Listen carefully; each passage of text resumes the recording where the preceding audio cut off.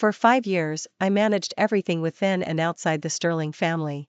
At Margaret Sterling's birthday party, Robert Sterling's first love, represented by Jessica, broke a priceless gift/heirloom and blamed me. Robert Sterling and Thomas Sterling didn't believe me, they even defended her. Utterly heartbroken, I left the divorce agreement and boarded a cruise ship bound for Antarctica. The moment I boarded the cruise ship, Robert Sterling had just replied to my text message. "Where's my blue striped tie?" Above that message was my lone conversation bubble. I left the divorce agreement in the study/office. Just like me, that message was ignored. When I didn't reply, after a moment, Robert Sterling's phone called. But I had just switched to a new SIM card and tossed the old one into the sea. The phone call cut off abruptly. On the other side of the deck, the captain announced, "In just 2 days, we'll cross the Drake Passage and enter Antarctic waters." Everyone cheered. I, however, worried that I hadn't packed enough warm clothes. I had left in a hurry, buying many things on the fly without thinking everything through. As night fell, an Asian American young woman noticed my predicament. "You came to Antarctica unprepared, just like that?" She lent me clothes while scolding me sternly. I thanked her sheepishly, wrapped myself in the thick clothing, and she invited me to have fish chowder. The bland broth made disappointment flicker across the young woman's face. "This is from the fresh salmon we bought from the fishing boat next door, but the chef's skills are just a waste." Looking at the fish still mostly uneaten, I picked up the pot/pan. "Wait for me." I went to the lower deck, spent some money, and borrowed seasoning/spices and a spot from the chef. Over low heat, I took out the fish and pan-fried it briefly, then re-seasoned it. When she tasted it again, the young woman's eyes curved into crescents. "Your cooking is really good." I smiled too. My so and loves fish. My smile faded halfway through the sentence. The young woman was excited and envious. "Then your son must be so lucky to eat delicious food every day." What I didn't say was this: the morning before I came here, I had just made fish chowder for Thomas Sterling. I carefully simmered it over low heat and personally carried the creamy white fish chowder to him. But Thomas Sterling knocked it over. Like a spoiled cat, he said lazily, "Mom, can you stop being so childish? You know Aunt Jessica is allergic to scallions, so you deliberately brought fish chowder with scallions. Doing that will just make Dad dislike you even more. But this fish chowder was for you." Covering my scalded hand, I didn't say anything. My son, Thomas Sterling, not only looked like his father, but he also loved the same person. Over these 2 days on the cruise ship, I became familiar with the Asian American young woman. I learned her name was Susan Davis, 17 years old. Her mother died early, and her father raised her. Since she was 15, she'd loved exploring the world alone with her backpack. She knew I was Eleanor Sterling, 27, with a 5-year-old son, and recently divorced. Despite the 10-year age difference, we became exceptionally close. Her eyes curved as she asked curiously, "Why did you get divorced? Cheating? Abuse?" I shook my head. Neither. Although Robert Sterling didn't love me, he was composed and self-disciplined, with high moral standards. Even after Jessica returned to the country, he maintained his distance. But love for someone is impossible to hide. It was in the 2 words Jess that he murmured softly when he was drunk. It was his decade-long habit of getting coffee at the old cafe where he met her when they were young. It was among the scattered fragments, where his first concern wasn't the priceless heirloom, nor the responsibility I would bear for breaking it, but pulling Jessica's hand and asking, "Are you hurt?" After learning she was fine, he took Jessica to the hospital.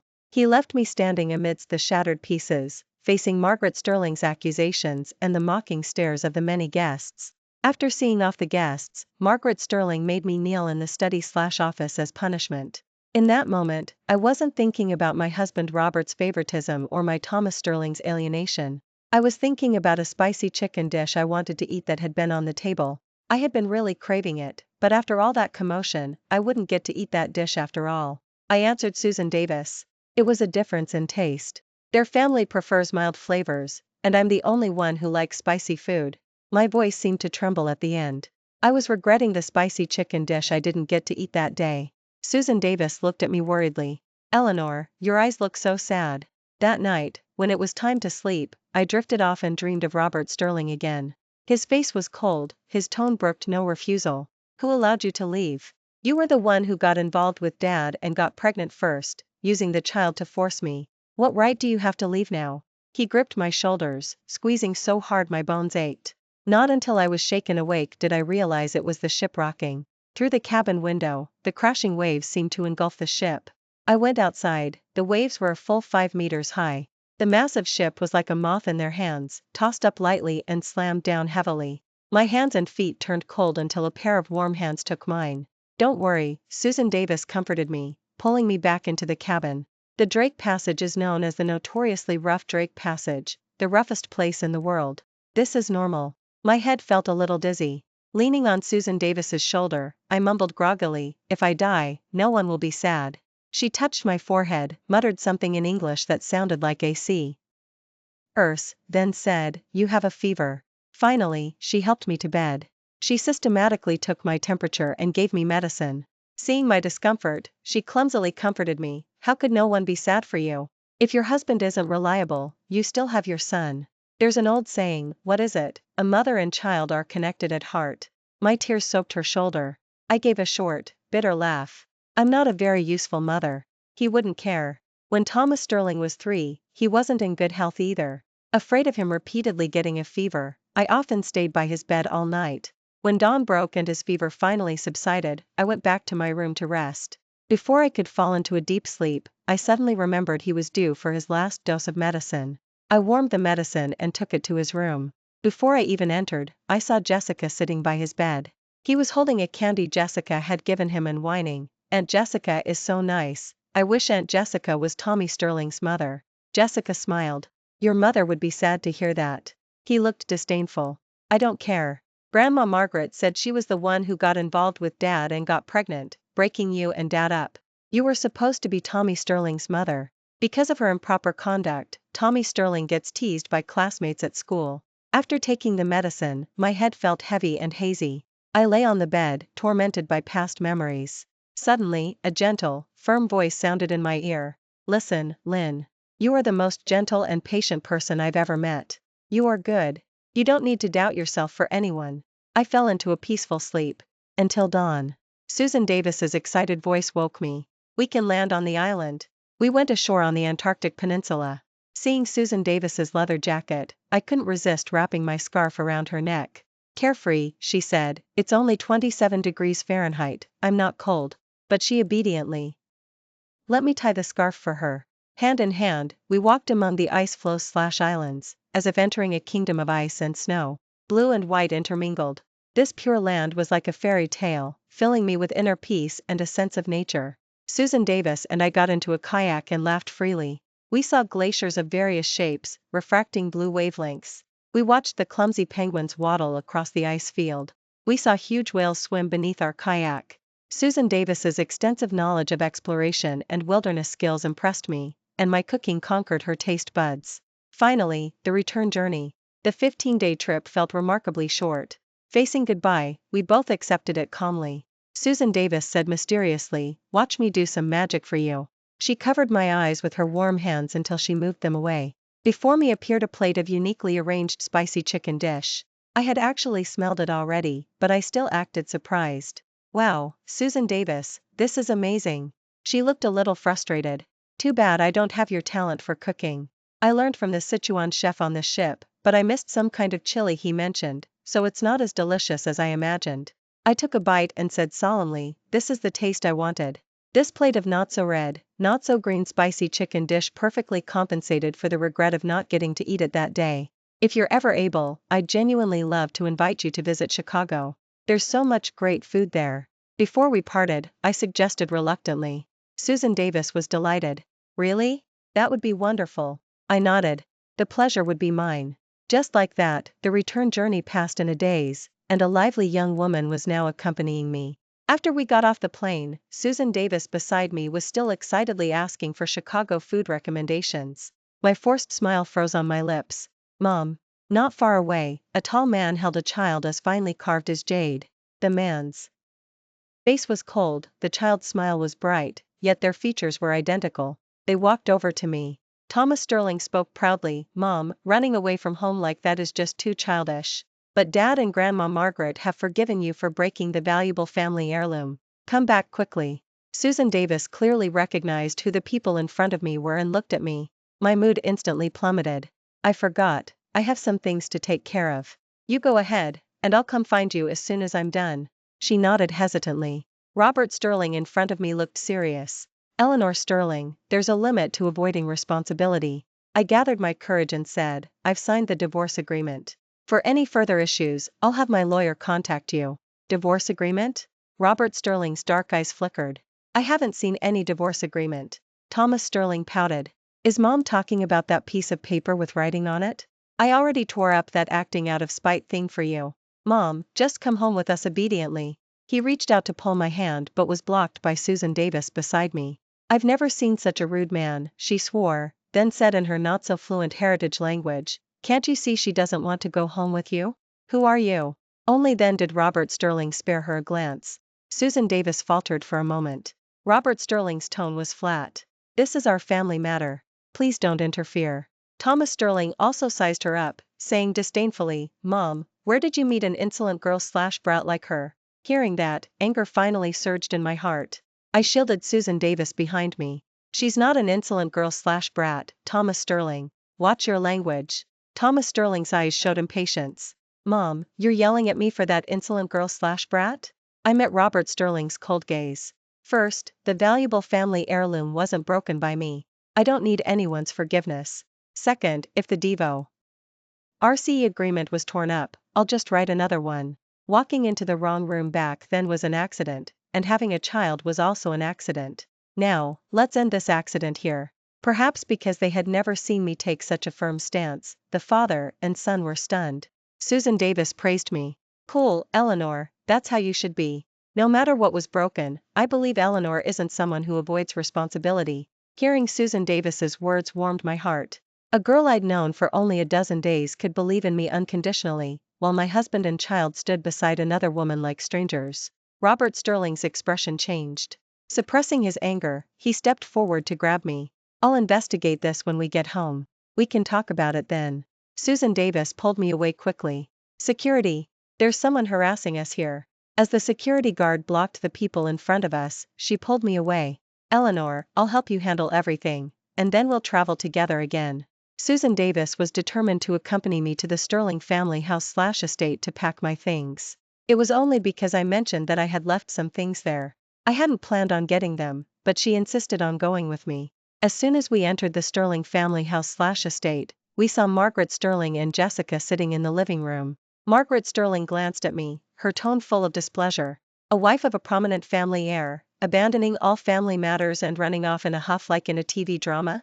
If Jess hadn't been here, the house would have been in chaos. Jessica smiled faintly. I didn't do much, just accompanied Robert to a few events. All the affairs of the Sterling family house/estate were under my care, from the daily menus to the arrangements for staff, and externally, attending banquets and building connections. I didn't say anything, but Susan Davis stood up for me first. I started learning to be independent. And at 14, but I didn't realize some people need others to take care of them even when they're old. Margaret Sterling was affronted, her voice sharp. Where did this insolent girl/brat come from? Bringing someone like this home, how ill-mannered. In 5 years, I had never once displeased my mother-in-law Margaret. But she was, after all, just my mother-in-law Margaret. I spoke. Judging others by their appearance, that's what's truly ill-mannered. I won't be managing the Sterling family house/estate affairs anymore. Since Ms. Jessica is handling things smoothly, I wish you good luck in advance. I pulled Susan Davis upstairs. Seeing my room, Susan Davis looked around and said incredulously, You live here? This is practically a maid's room. These people, they really take advantage of your good temper. Seeing the young girl's indignant expression, my heart felt warm. I had gotten used to it over so many years, but I never expected someone would actually stand up for me. I took my important documents, left a signed copy of the divorce agreement, and the rest was just clutter. Susan Davis held the photos and broken items inside. What should we do with these? Inside were photos from Thomas's first birthday, a pair of Robert Sterling's cufflinks I had accidentally broken and kept, and various other things that didn't belong to me. Just throw them away. Susan Davis nodded. She was strong and carried the box downstairs in a few steps, dropping it with a thud. I went downstairs with my suitcase as well. Jessica spoke considerately, Ms. Eleanor, please don't be impulsive and ruin your life. She hinted, after going to such lengths to marry in, it's not worth losing everything by trying these manipulative tactics. I was expressionless. That's none of Ms. Jessica's concern. The moment I finished speaking, the front door was kicked open. Thomas Sterling held several photos and said angrily, "Mom, this crazy woman actually threw away the photos you took of me. Anyway, you weren't nice to Eleanor, so Eleanor doesn't want to keep your stuff either." Susan Davis stood beside him, looking indifferent but slightly wary of Robert Sterling behind her. Facing Thomas Sterling's accusation, I simply shielded Susan Davis behind me and asked worriedly, "Are you okay?" I knew this child would get physical when he was angry. Susan Davis shook her head. "Let's go," I said. I spoke, but he didn't respond, so Thomas Sterling first froze, then came over with red eyes, pulling pitifully at my hem. "Mom, where are you going?" In the past, I would have fallen for his act and always softened. Now, I knelt down and sighed. I didn't miss the fleeting look of triumph on Thomas Sterling's face. "Tommy Sterling, I know you don't like your mother because I caused you to be teased by classmates at school, but parents and children can't freely choose each other. However, you are very lucky, you have a chance to choose again, more than others do. From now on, you can choose a mother you like. Besides, you saw it yourself, didn't you? Who broke the valuable family heirloom?" Thomas Sterling fell silent. But I smiled, feeling a sense of release. As for whether it was Jessica, Li Yun, or Zhang Yun, it had nothing to do with me anymore. "No. Mom." Thomas Sterling's eyes showed a hint of panic. He desperately clutched my hem, but I forcefully pulled away. Compared to Thomas Sterling's panic, Robert Sterling was clearly much calmer. His expression was cool and detached, his gaze showing disapproval. "Do you have to express your dissatisfaction this way?" I was stunned for a moment. He said flatly, "I'll give you 3 days to adjust your mindset. If you don't come back in 3 days, there will be no place for you in the Sterling family house/estate." Margaret Sterling also hugged her red-eyed grandson. "What kind of heartless woman is this, throwing a tantrum without regard for her child?" Jessica patted Thomas Sterling's face, full of heartache, and said to me coaxingly, "Ellie, don't act out of spite for the sake of the child." I stopped Susan Davis when she tried to say something. I didn't want a young girl to offend the Sterling family because of me. I took one last look at the Sterling family house/estate. The Sterling family house/estate that I had cared for with all my heart. The Sterling family house/estate where not a single person treated me like family. Thomas Sterling was coaxed by Jessica and stopped crying and started smiling. Robert Sterling stood beside them, his cold face softening slightly in front of Jessica. Margaret Sterling nodded in satisfaction. They were the complete, harmonious, and happy family. There was no place for me. I left with Susan Davis. I had planned to stay at another house temporarily, but when we got there, I was told it wasn't under my name and I couldn't stay. So, I took Susan Davis back to the old house I grew up in. After my parents passed away, the house had been neglected. Susan Davis and I cleaned away the dust and collapsed onto the sofa/couch. "Thank you," I said softly. If Susan Davis hadn't been by my side, perhaps I wouldn't have had the courage. Susan Davis was curious. "Eleanor, you're so gentle. Why would you love such a cold man?" The unspoken question was also that the man seemed to have someone else in his eyes. I understood her question and smiled bitterly. He wasn't like that when I knew him. My parents were people close to Robert Sterling's grandmother. After they passed away, Robert Sterling's grandmother took me in. Robert Sterling and I essentially grew up together. The Robert Sterling I knew was a person who would gently feed stray cats. He would patiently play chess with his grandmother, would compliment ordinary me on looking good that day, and would bring me delicious pastries. But after that one time he got drunk, everything changed. Because of that accident, Jessica left the country acting out of spite/in a huff. And his grandmother arranged for me to marry him. Margaret Sterling was the first to object. How could an orphaned girl like me, with no money or power, marry into the Sterling family house/estate? But out of a sense of responsibility, Robert Sterling agreed. In the same way, he became increasingly cold. When Robert Sterling's grandmother passed away, I had also subtly brought up divorce. He looked at me with eyes full of drunkenness, half smiling. "Even if we divorce, can we go back to how things were?"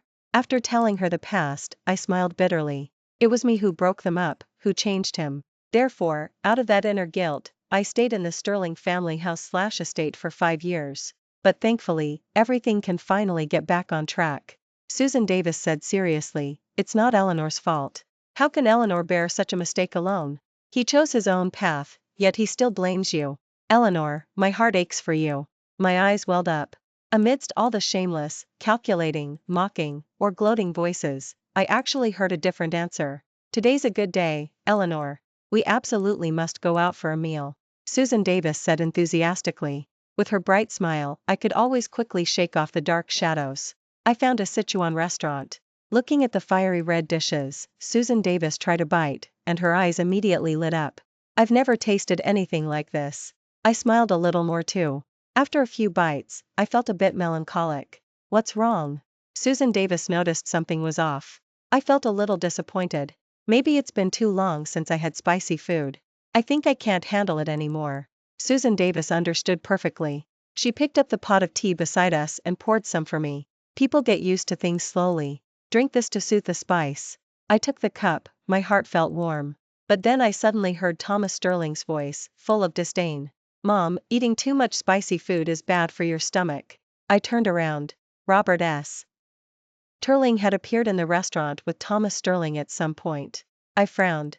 I had never seen them this frequently over just a few days. There are no seats left. Can we share a table? Robert Sterling's face was calm, his gaze fixed on me. The man and the child stood in the aisle, drawing everyone's attention to our table. With no other choice, I agreed. Robert Sterling sat beside me, and his clean, cold scent reached me. I looked down awkwardly. They're like a bad penny, Susan Davis muttered. Thomas Sterling immediately complained, Mom, she's calling me names. You're just a short little kid.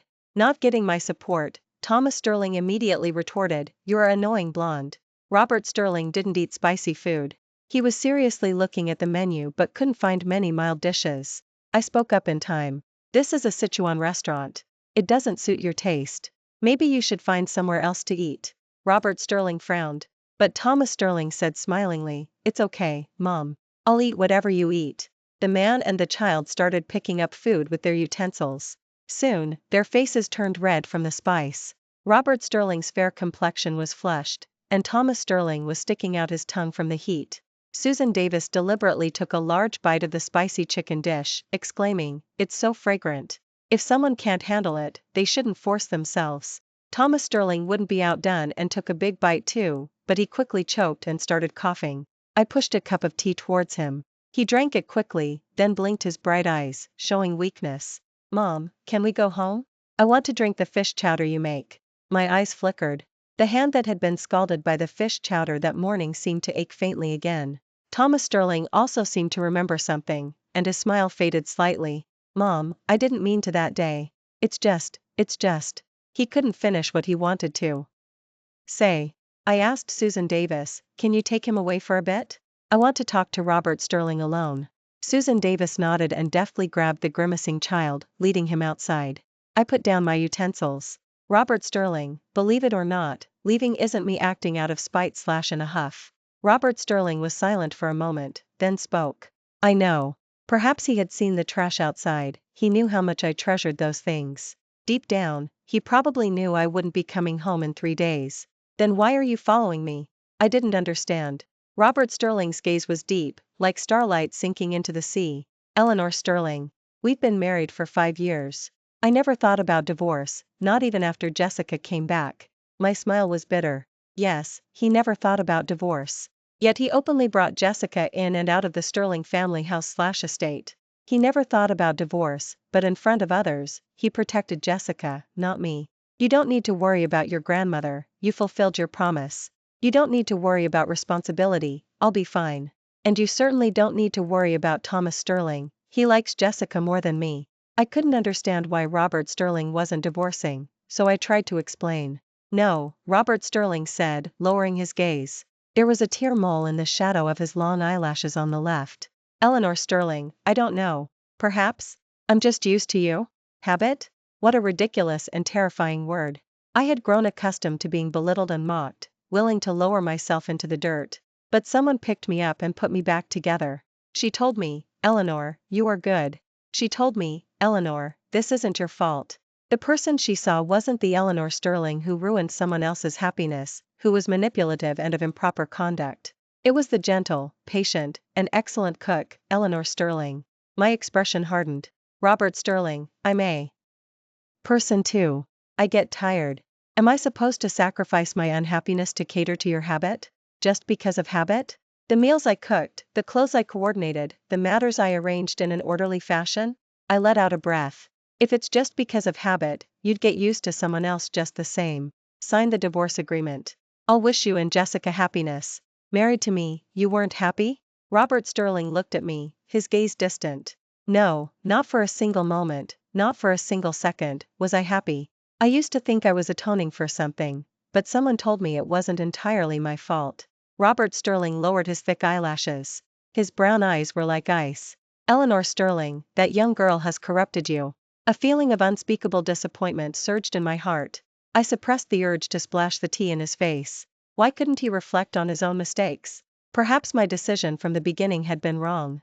Eleanor Sterling, come home with me. I can guarantee that the things that made you unhappy will change, and Thomas Sterling will like you best. Robert Sterling's gentle voice was like a trap for a small animal, but I still didn't fall for it. I'm telling you this because I believe we can resolve this peacefully. If not, then we'll let the lawyers handle it. I got up and left. Outside the door, Susan Davis and Thomas Sterling were glaring at each other. Not until they heard the movement did both turn their heads, their eyes showing the same look of surprise. Mom. Eleanor. I took Susan Davis's hand. Let's go home. What about Tommy Sterling? Thomas Sterling mumbled. But I turned away with Susan Davis and didn't look back. After we got back to the room, I apologized to Susan Davis. I messed up your travel plans. Susan Davis said seriously, getting to know Eleanor makes me happy. Being with Eleanor and doing all this also makes me happy. My heart softened again.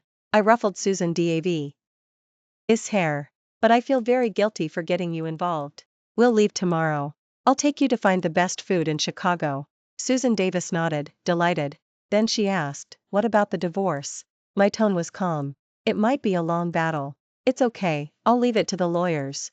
The next day, we booked tickets and went to New Orleans. Susan Davis was curious about everything around her. Whether it was the parallel old town streets or the historic landmarks with their red walls and black tiles, she watched with fascination. As I introduced things with a touch of nostalgia, she asked, why are you so familiar with this place?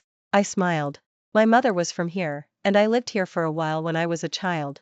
I took her through the streets and alleys to experience the most distinctive local snacks. But Susan Davis kept looking behind us alertly. I looked back, people were coming and going, nothing out of the ordinary. I just figured it was a habit from her traveling alone.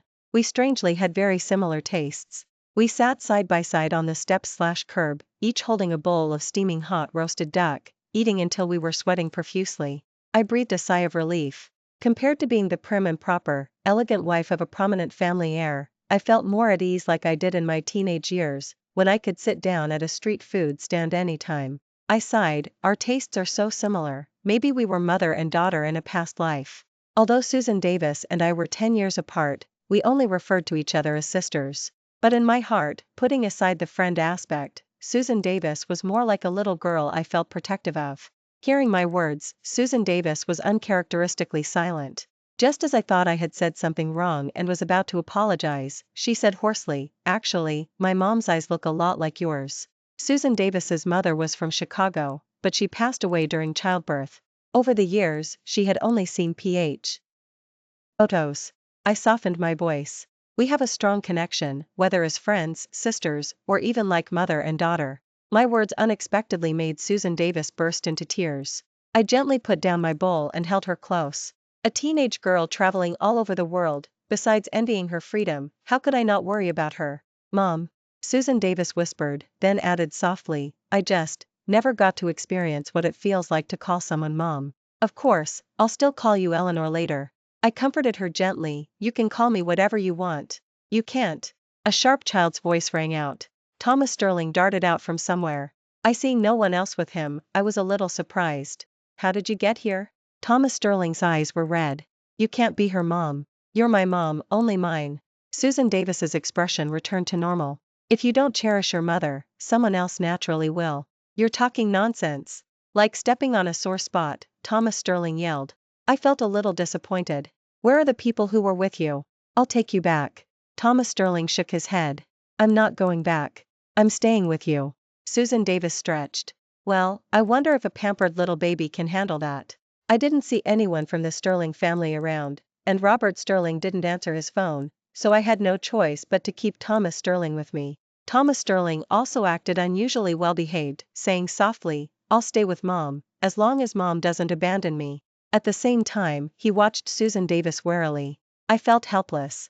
With the child with us, many of Susan Davis's and my plans were ruined. But we still didn't intend to go back, we just wandered around, looking at things.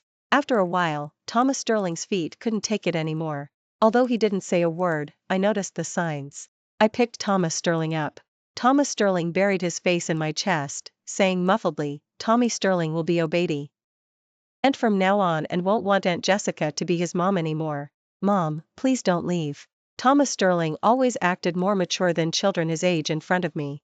This rare moment of childishness made my heart feel complicated. I said slowly, "Tommy Sterling, even if Mom gets divorced, I'll still be your mother." But Thomas Sterling looked up, his eyes red. "No.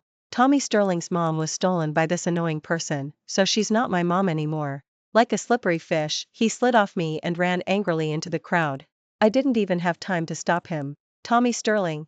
The child was hidden by the crowd and disappeared from sight. Susan Davis said seriously, "Let's split up and look."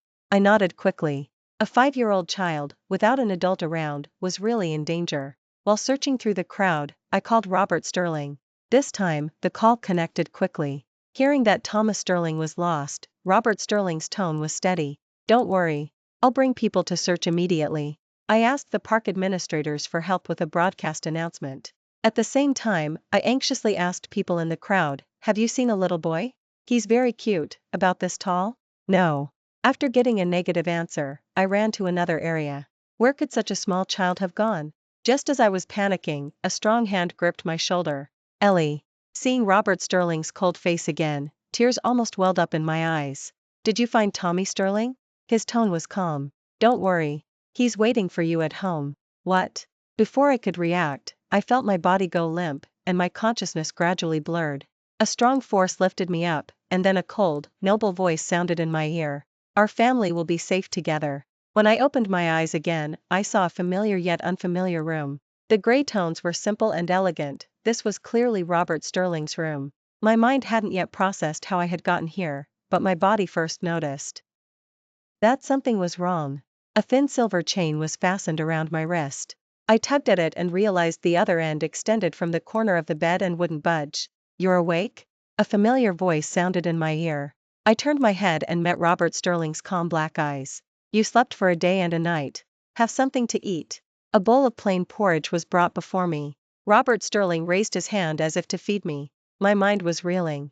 "What is this?" "Robert Sterling, if you won't divorce me, are you going to imprison me?" Robert Sterling's smile was unusually gentle. Family should never abandon each other. Hearing that word again, I lost control. I violently knocked over the bowl with my free hand, letting the porridge spill all over his clean, crisp suit.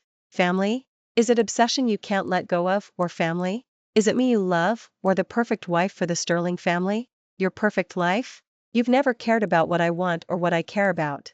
Every choice you make is selfish. You'd better let me go, or I'm calling the police." Facing my hysteria, Robert Sterling was silent. After I had vented and lay on the bed, gasping, I heard his serious, persistent voice. "What I can't let go of isn't obsession. It's love.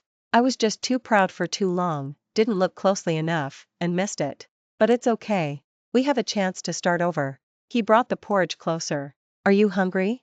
Have some." I smiled sarcastically. "Love? Something you can't see, touch, or feel, is that love? Do you know I hate plain porridge the most?"